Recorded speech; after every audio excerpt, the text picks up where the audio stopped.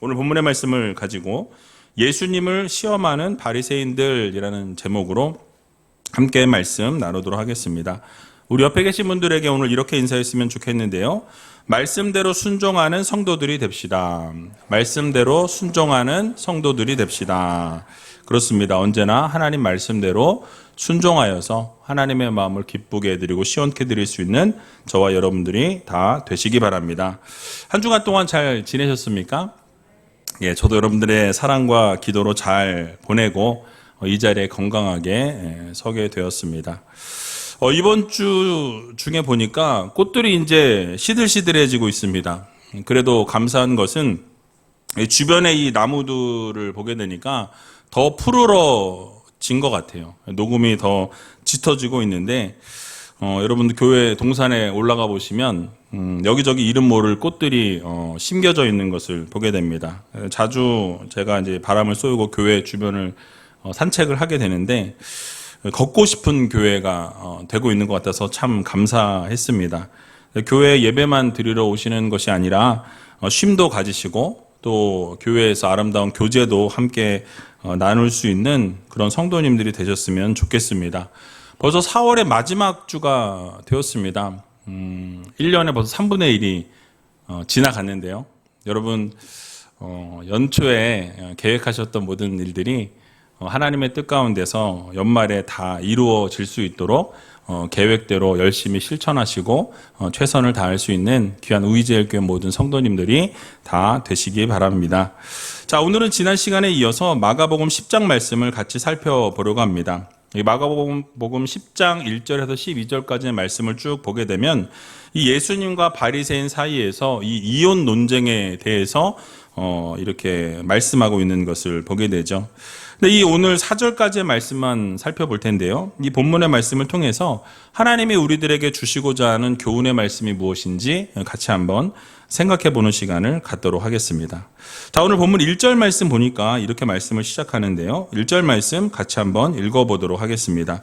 예수께서 거기서 떠나 유대의 지경과 요단강 건너편으로 가시니 무리가 다시 모여들거늘 예수께서 다시 전례대로 가르치시더니 아멘.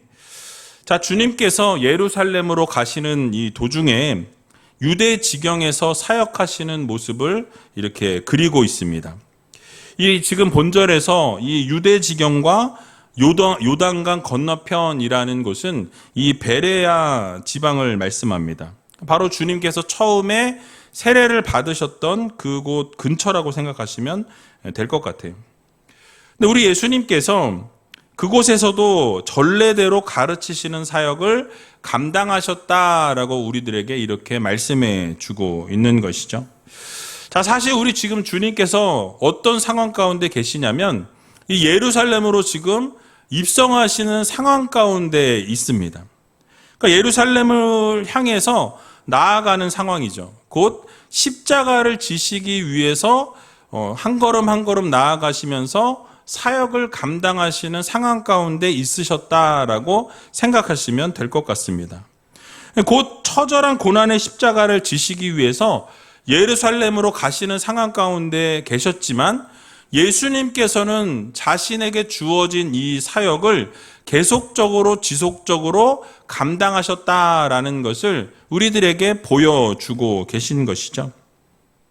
자, 여러분 한번 생각해 보시기 바랍니다. 지금 예루살렘을 향해 나아가고 있는데 그것이 지금 십자가를 지기 위해서 걸어가고 있는 상황입니다. 여러분 그 마음이 어떠셨을까요? 편하지 않으셨을 거라는 말씀이에요. 십자가를 지금 지러 가고 계신 상황인데 그 마음 가운데 편안하지 않은 상황이시지만은 그럼에도 불구하고 그 십자가를 위해 가시면서도 자신에게 주어진 그 사명을 놓치지 않으셨다라는 거예요. 그 이전과 같이 사역하셨다라고 우리들에게 말씀해 주고 있는 것입니다.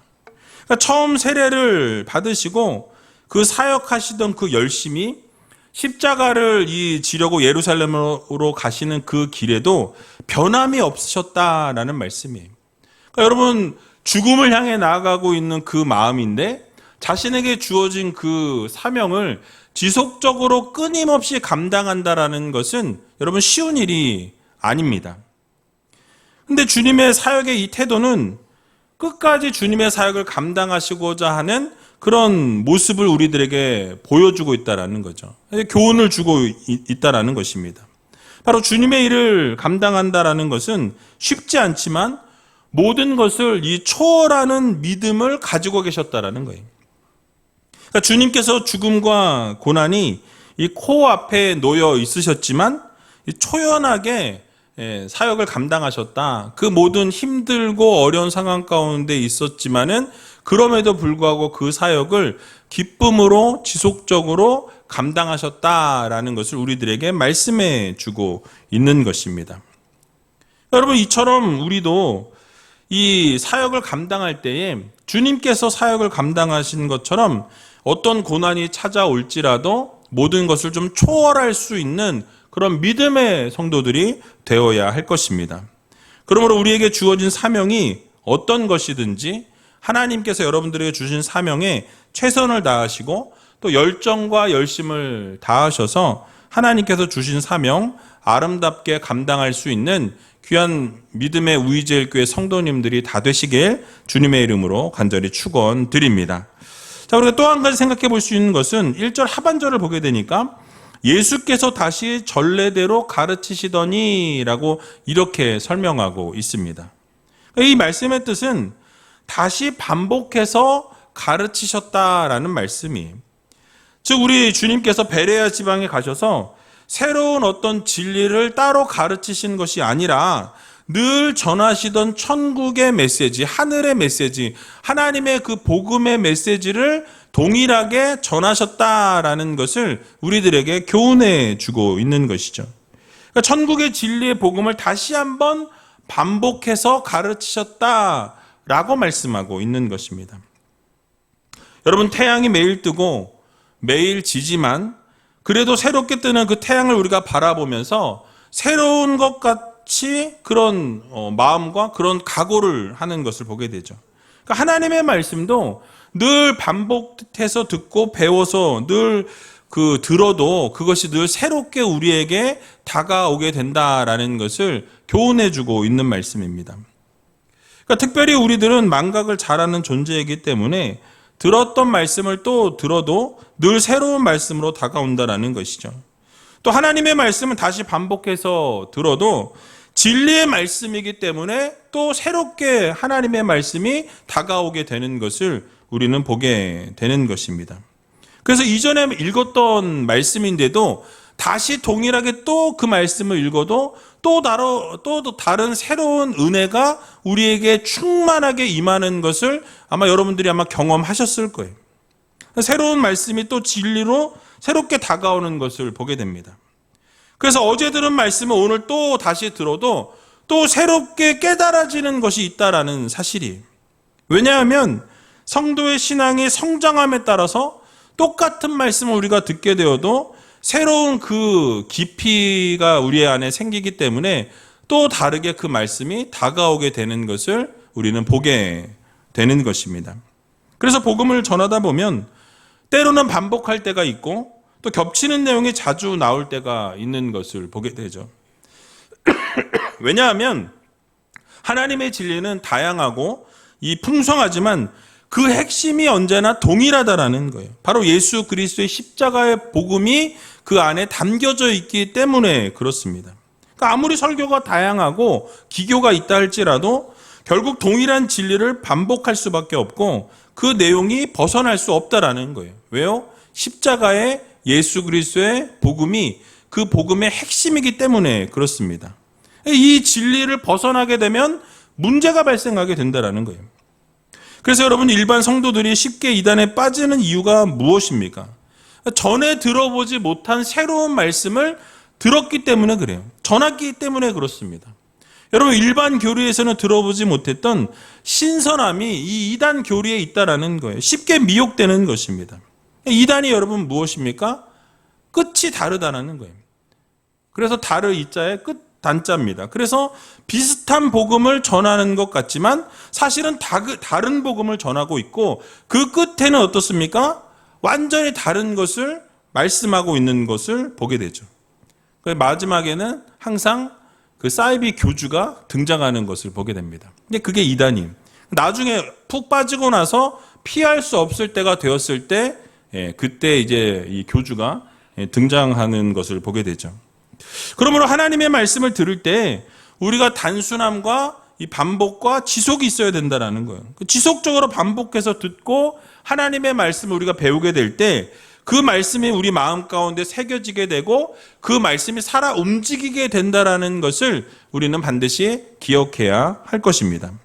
그래서 신명기 6장 6절에서 9절 말씀에 보면 우리들에게 이렇게 권면하는 것을 보게 됩니다. 우리 같이 한번 읽어보도록 하겠습니다.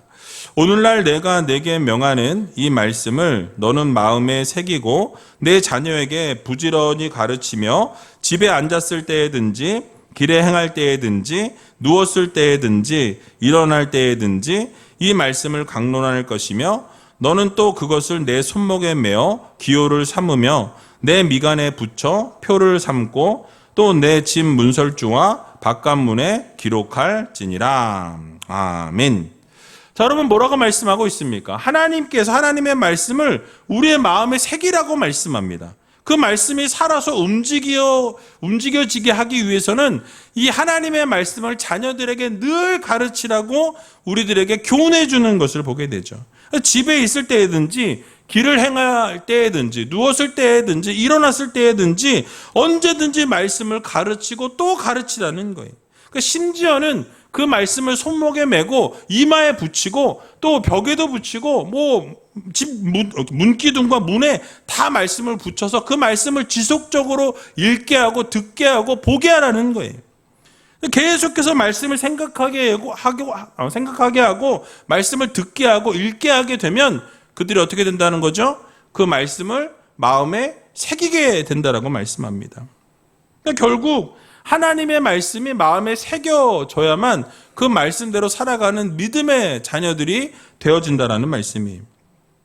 계속해서 말씀을 가르치고 그 말씀을 마음에 새김을 통해서 삶의 원리가 되게 해야 한다라고 우리들에게 교훈해주고 있는 것입니다.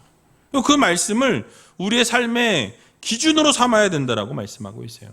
이유가 무엇입니까? 하나님의 말씀은 우리의 삶의 기준이 되기 때문에 그렇다라는 거죠.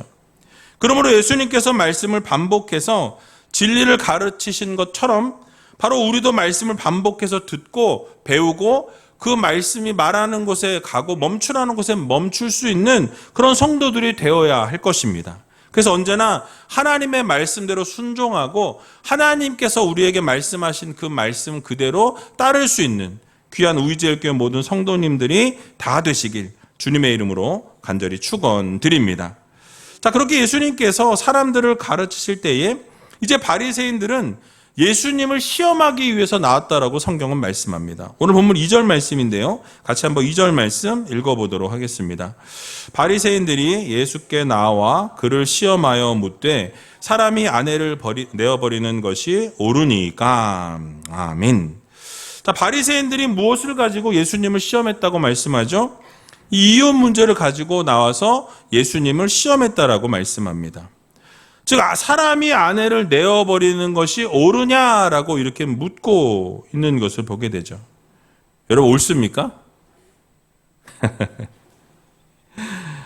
여러분 당시 이혼에 대한 문제는 이 바리새인들 사이에도 이 문제의 의견이 대립이 있었다라는 거예요. 또 그 당시에 그 배경이 어떤 배경이었냐면 헤롯 안디바의 이혼과 또 근친 결혼에 대해서 책망했던 이 세례 요한이 이 처형을 당한 그런 아주 민감한 상황 가운데 놓여 있었습니다.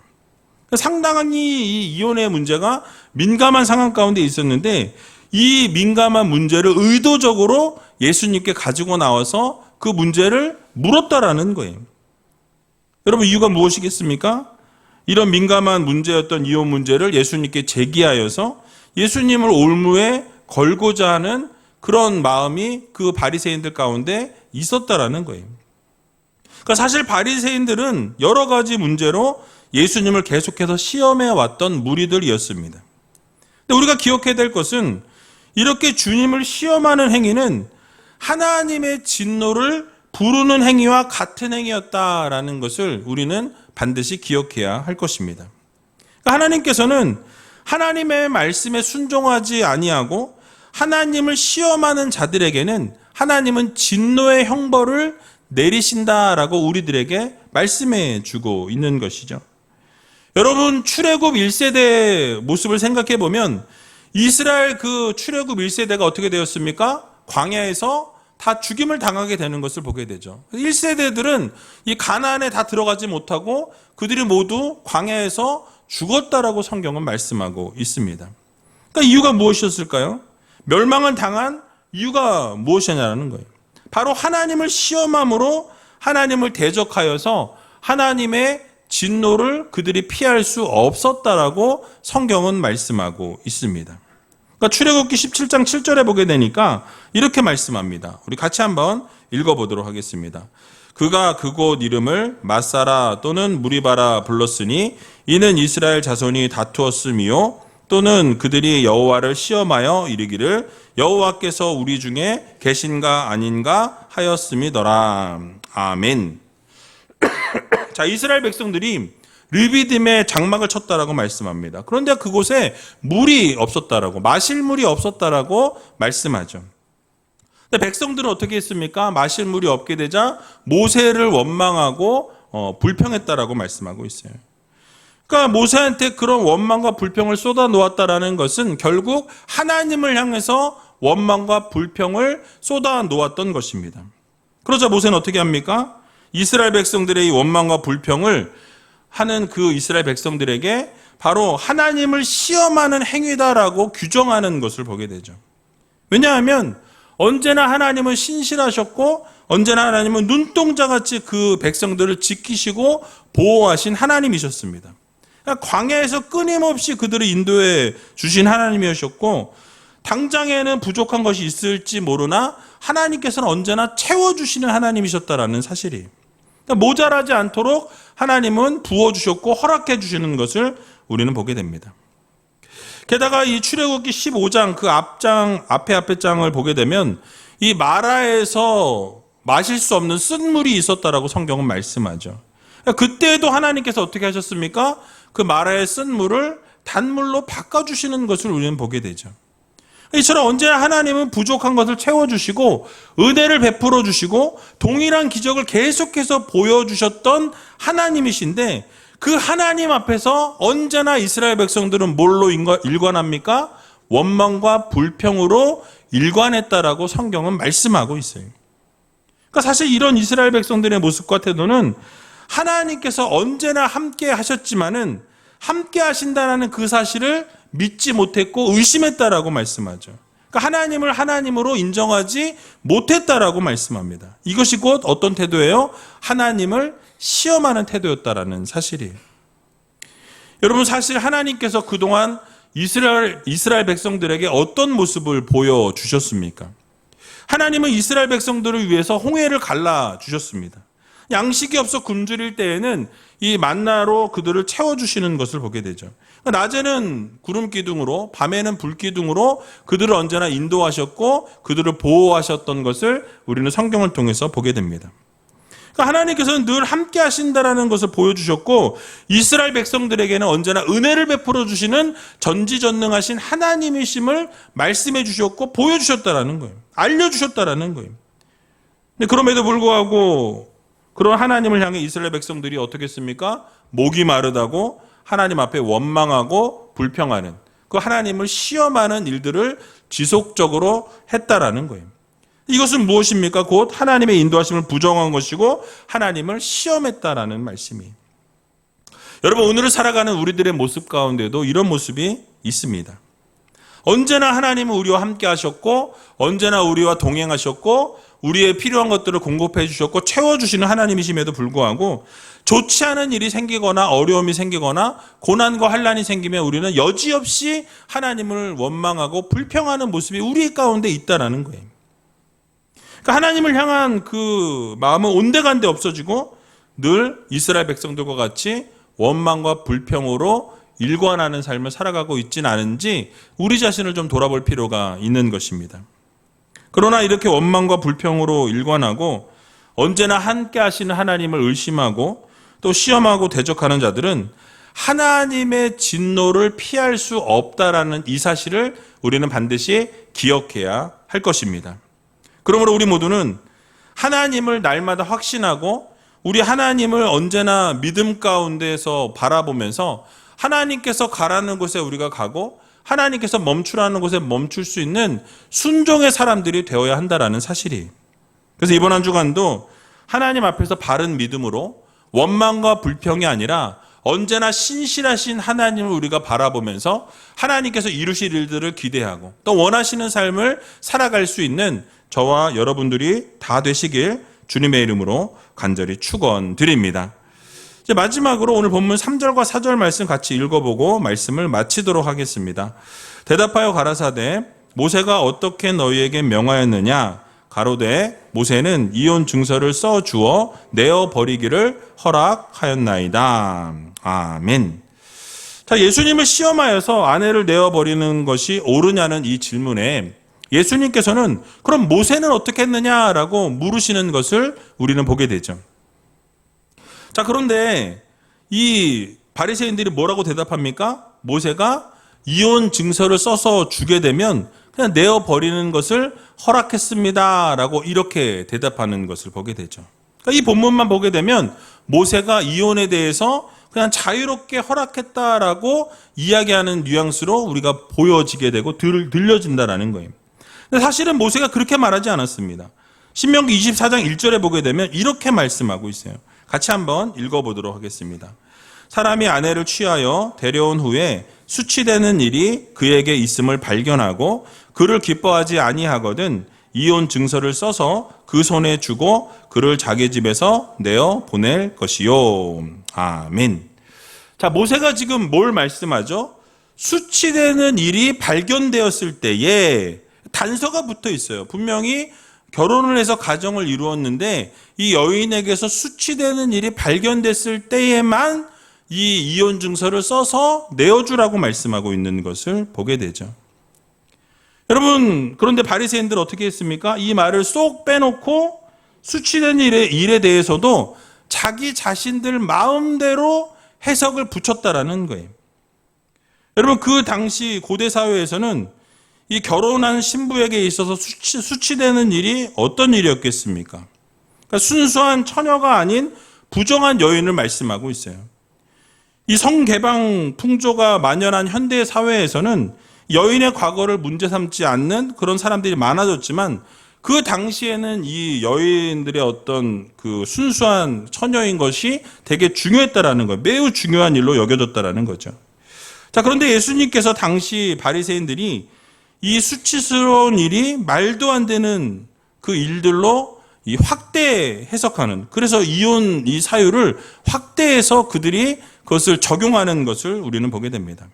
그러니까 어떻게 그들이 이걸 확대시켰냐면 이 수치스러운 일에다가 아내가 요리를 망쳤을 때 이걸 수치스러운 걸로 여겼어요. 여러분 결혼하셨을 때 처음부터 요리 잘하셨던 분 계십니까? 물론 뭐 몇 분 계실 수 있어요. 근데 처음 결혼해서 요리를 잘하시는 분이 몇 분이나 계셨겠어요. 그러니까 요리를 그럼 망치면 이혼 증서를 써서 내보내는 거예요. 그리고 난 모르는, 잘 모르는 남자와 말을 하면 그 말하는 것을 가지고 트집을 잡아서 이혼 증서를 써서 내보내는 거예요. 일을 또 잘 못한다든지 남편의 그 가족들에 대해서 싫은 소리를 한다든지 또 아내의 목소리가 이 옆에 이웃집까지 들렸다라든지 뭐 이제 이렇게 되면 목소리가 크다고 이혼 증서를 써서 내보냈다라는 거예요. 그러니까 온갖 구실로 어떻게 해요? 아내를 버리고, 그러니까 목적은 무엇이냐면 결국 아내를 버리고 난 이후에 다른 여자를 품으려는, 간음하려는 그 목적이 그 안에 있었다라는 거예요. 이 말씀은 곧 하나님의 말씀을 자신들의 취향대로 자신들의 마음대로 해석을 해서 자신들이 원하는 대로 악행을 저지르기 위한 방편으로 사용했다라는 사실입니다. 여러분, 오늘을 살아가는 우리들도 성경의 진리를 왜곡하고 악용하는 죄를 경계해야 한다라는 거예요.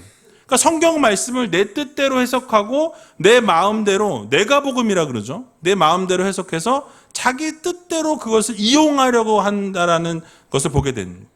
근데 이런 것은 하나님이 기뻐하시지 않는 일이라는 거예요. 그러니까 하나님의 말씀을 핑계 삼아서 자신의 이익을 채우고 자신의 정욕을 채우는 일을 해서는 절대로 안 된다라는 것을 우리는 반드시 기억해야 할 것입니다. 그러므로 날마다 하나님의 말씀을 왜곡하지 않고 있는 그대로 따르고 하나님의 말씀대로 순종할 수 있는 믿음의 성도님들이 다 되시기 바랍니다. 그래서 이번 한 주간 살아갈 때 하나님의 뜻대로, 하나님의 말씀대로 하나님이 가라는 곳에 가시고 멈추라는 곳에 멈추셔서 언제나 하나님의 말씀에 절대로 순종하고 절대로 복종하며 살아갈 수 있는 귀한 우이제일교회 모든 성도님들이 다 되시길 주님의 이름으로 간절히 축원드립니다.